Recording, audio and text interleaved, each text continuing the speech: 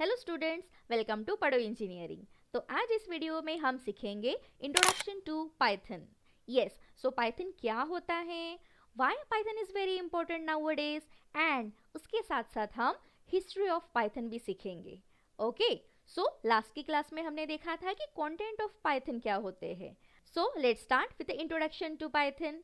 Okay, so Python is a versatile and powerful programming language. Yes, so last की class में भी हमने यही सीखा था कि पाइथन एक प्रोग्रामिंग लैंग्वेज होती है जो कि बहुत पावरफुल है एंड नाउअडेज बहुत यूज होने वाली प्रोग्रामिंग लैंग्वेज है। Okay, next is it is invented by Guido van Rossum in 1991। Yes, so last की क्लास में भी हमने यही पढ़ा था कि किसने इन्वेंट की है ये language, Guido van Rossum in 1991। Okay, so इनके बारे में हम थोड़ा जान लेते हैं। The name of a scientist is Guido van Rossum, okay, जिन्होंने पाइथन का इन्वेंशन किया है इन 1991। ओके, सो इन्हें फादर ऑफ पाइथन भी कहा जाता है। सो ये एक डच साइंटिस्ट है जिन्होंने पाइथन का इन्वेंशन किया है इन CWI नेदरलैंड में। So CWI means what, Centrum Wiskunde Informatica. Okay, so यहाँ पे नेदरलैंड में इन्होंने पाइथन का इन्वेंशन किया था। सो पाइथन का इन्वेंशन कैसे किया, क्यों किया, सो ये हम नेक्स्ट वीडियो में देखेंगे कि इसकी हिस्ट्री क्या है, कैसे पाइथन को पाइथन नेम मिला, और ग्विडो वन रॉसम के दिमाग में ये आइडिया कैसे आया कि पाइथन लैंग्वेज क्रिएट की जाए। सो ये सब हम ये नेक्स्ट वीडियो में देखेंगे। Okay, so stay tune and don't forget to watch this video. Next point is it is used to build the websites, software, task automation, data analysis etcetera. Okay, so Python के बहुत सारे uses है। Okay, सो ये website build करने में भी बहुत useful होते हैं, है ना। देन सॉफ्टवेयर, ऑब्वियसली हमें पता है कि पाइथन के साथ हम सॉफ्टवेयर भी बिल्ड कर सकते हैं। Okay, task automation, data analysis, शायद आपको ये पता होगा कि हम पाइथन का use data analysis that is data science में भी करते हैं, है ना। ओके, सो बहुत सारे यूजेस है, वाइडली यूज होता है Python with multiple application. Okay, next point is it is also called as general purpose language. Okay, so what is general purpose language? It's very easy कि सिर्फ एक ही टास्क के लिए पाइथन यूज नहीं होती है। ओके, हम मल्टीपल टास्क यूज कर सकते हैं, मल्टीपल टास्क क्रिएट कर सकते हैं, या फिर मल्टीपल ऑपरेशंस कर सकते हैं bye using Python. Okay, that's why it is called as general purpose language. Means it is not a task specific. Okay, एक ही टास्क के लिए यूज नहीं होती है Python programming language. We can do multiple task by using Python programming language. So I hope आपको Python programming language के बारे में थोड़ा बहुत कॉन्सेप्ट समझ में आ गया होगा। एज वी ऑलरेडी नो कि पाइथन वेरी यूजफुल लैंग्वेज है ना। बट क्यों इसे यूजफुल कहा जाता है, क्यों इतनी इंपॉर्टेंट है नाउअडेज, तो ये हम देखते हैं। Okay, so first point is Python is easy to read and write, making it an excellent choice for a beginners. Yes, so as I already told you in a previous class कि Python ये बहुत easy readable language है। Means इसका जो syntax है वो easily readable है। That is हम बोल सकते हैं कि English language जैसा ही है, इसीलिए Python language को जो beginner है वो भी easily सीख सकते हैं। Okay, next point is it has a wide range of applications like web development, data science, machine learning, automation and many more. Yes, as I already told you कि Python का बहुत सारे uses है। Okay, यहाँ पे जैसे दिया है आप देख सकते हो कि वेब डेवलपमेंट में भी Python का यूज होता है, data science, machine learning and etcetera. Okay, और एज अ स्टूडेंट हम किस में ज़्यादा यूज करते हैं Python? मशीन लर्निंग में। यस, बिकॉज हमें प्रोजेक्ट्स बनाने होते हैं फाइनल ईयर्स के, है ना। तो हम by using machine learning with Python ये प्रोजेक्ट हम बनाते हैं। ओके, सो आप बोल सकते हो कि हम एज अ स्टूडेंट पाइथन के साथ साथ मशीन लर्निंग भी यूज करते हैं। Okay, next point is Python has a large and supportive community which means there are plenty of resources to help you learn. Yes, so यहाँ पे बहुत सारे रिसोर्सेस होते हैं, कहाँ पे, पाइथन में। बहुत सारे लाइब्रेरीज होती है जो कि हमें सपोर्ट करती है while writing a code. Okay समझ में आ रहा है। तो यहाँ पे बहुत सारी लाइब्रेरीज होती है, एक्स्ट्रा लाइब्रेरीज होती है, मल्टीपल पैकेजेस होते हैं जो कि सिंपल एक ही वर्ड में, एक ही सेंटेंस में अगर हम अपने कोडिंग में लिख देते हैं तो हमें एक्स्ट्रा कोडिंग करने की ज़रूरत नहीं होती है। ओके सो ये फैसिलिटी भी पाइथन प्रोवाइड करता है हमें, इसीलिए तो इसे बिगिनर फ्रेंडली लैंग्वेज कहा जाता है। सो अभी आपको समझ में आ गया होगा कि पाइथन क्यों इतनी यूजफुल है, क्यों इतनी इंपॉर्टेंट है नाउअडेज।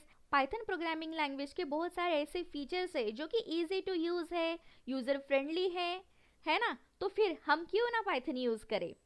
ओके नाउ अभी हम देखते हैं कि हिस्ट्री ऑफ पाइथन। तो अब तक हमने देखा कि इंट्रोडक्शन टू पाइथन, पाइथन का यूज क्या क्या है और हम क्यों पाइथन यूज करते हैं। ओके तो थोड़ी हिस्ट्री भी देख लेते हैं। तो हिस्ट्री हमने 3 पार्ट्स में डिवाइड की है। Okay so first is origin and creation. So Python कैसे ओरिजिनेट हुई है ना, किसने इन्वेंशन किया, ओके कैसे इन्वेंट हुई, ये सब हम देखेंगे। Okay next is growth and evolution. Python कैसे ग्रो हुई और इतनी पॉपुलर कैसे बनी, उसके वर्जन्स क्या क्या है, ये सब हम देखेंगे। Okay and the last point is recent development. अभी दैट इज रिसेंटली क्या डेवलपमेंट चालू है, कौन से वर्जन हैं जो हम यूज़ करते हैं और आगे आने वाले वर्जन्स कौन से हैं, ये सब देखेंगे। So let's start with the history of Python. So अब हम देखते हैं first point that is origin and creation. Okay so Guido van Rossum ये साइंटिस्ट है, उन्होंने स्टार्ट किया था पाइथन इन्वेंशन इन 1980s में। ओके दैट मीन्स वो स्टडी कर रहे थे 1980s में। ओके बट उनका जो फर्स्ट वर्जन था दैट इज पाइथन का फर्स्ट वर्जन 0.9 ये था। ओके सो 0.9 ये फर्स्ट वर्जन था, वो रिलीज हुआ था फरवरी 1991 में। Okay next is growth and evolution. So growth and evolution में यहाँ पे देखिए बहुत सारे वर्जन्स यहाँ पे आए थे। ओके बहुत सारे वर्जन्स पाइथन के इन्वेंट हुए थे। ओके सो फर्स्ट वर्जन था दैट इज 1.0। ओके सो 1.0 1994 में आया था। ओके फिर उस पे भी इन्वेंशन हुए, देन 1.5 1997 में। ओके यहाँ पे मंथ भी आप देख सकते हो। ओके देन नेक्स्ट वर्जन था पाइथन 1.6 दैट इज 2000 में आया था। ओके उसके बाद ग्रोथ हुई, then 2.0 that is second version यहाँ पे आया अक्टूबर 2000 में। Okay and the third version that is 3.0 2008 में रिलीज हुआ। ओके बट मैं बता दूं कि ये जो पाइथन 2.0 वर्जन था ना, वो थर्ड वर्जन आने के बाद भी उसमें बहुत सारे करेक्शन दैट इज चेंजेस किए गए थे। ओके तो यहाँ पे देखिए अभी रिसेंट डेवलपमेंट में हम बोल सकते हैं कि Python to all that is जो भी पाइथन के जो वर्जन यहाँ पे रह गए थे है ना, थोड़े कुछ चेंजेस पाइथन 2.0 में रह गए थे, वो सारे के सारे यहाँ पे कंप्लीट हो चुके थे 2020 में। फिर रिसेंट वर्जन आ गए। Okay that is 3.9, 3.10, 3.11 and 3.12। Okay so years भी आप देख सकते हो यहाँ पे। सो 3.9 अक्टूबर 2020 में रिलीज हुआ, 3.10 अक्टूबर 21 में, ओके 3.11 अक्टूबर 2022 में and the last version that is 3.12 ये अक्टूबर 2023 में।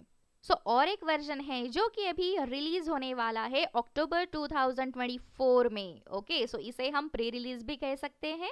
ओके जो कि हम अभी यूज नहीं कर रहे हैं, ना कि हमें यूज करना चाहिए। क्यों? क्योंकि रिलीज ही नहीं हुआ तो हम कैसे यूज करेंगे, है ना। सो एक्सपेक्टेड डेट यहाँ पे दी है कि अक्टूबर 2024 में ये हम यूज करेंगे। ओके सो एक्टिव रिलीजेस कौन कौन से हैं फिर? 3.9 के बाद वाले जो वर्जन है उसे हम एक्टिव रिलीजेस कहते हैं। क्यों? क्योंकि ये सारे वर्जन्स हम अभी यूज कर रहे हैं और जो मोस्ट डिमांडिंग वर्जन है दैट इज स्टूडेंट यूज करते हैं प्रोजेक्ट्स बनाने के लिए, मिनी प्रोजेक्ट्स बनाने के लिए, कोई भी ऐप बनाने के लिए, है ना। सो वो वर्जन है 3.12। ओके सो ये वर्जन अब हम यूज कर रहे हैं। सो अगर आप भी पाइथन इंस्टॉल कर रहे हैं अपने पीसी पे सो डेफिनेटली 3.12 वर्जन ही इंस्टॉल कीजिए। ओके सो इंस्टॉलेशन की क्या प्रोसेस है, हम कौन सा आईडी यूज करेंगे, ये सब हम नेक्स्ट वीडियो में देखेंगे। So don't worry, I hope आपको सारे के सारे कॉन्सेप्ट समझ में आ गए होंगे।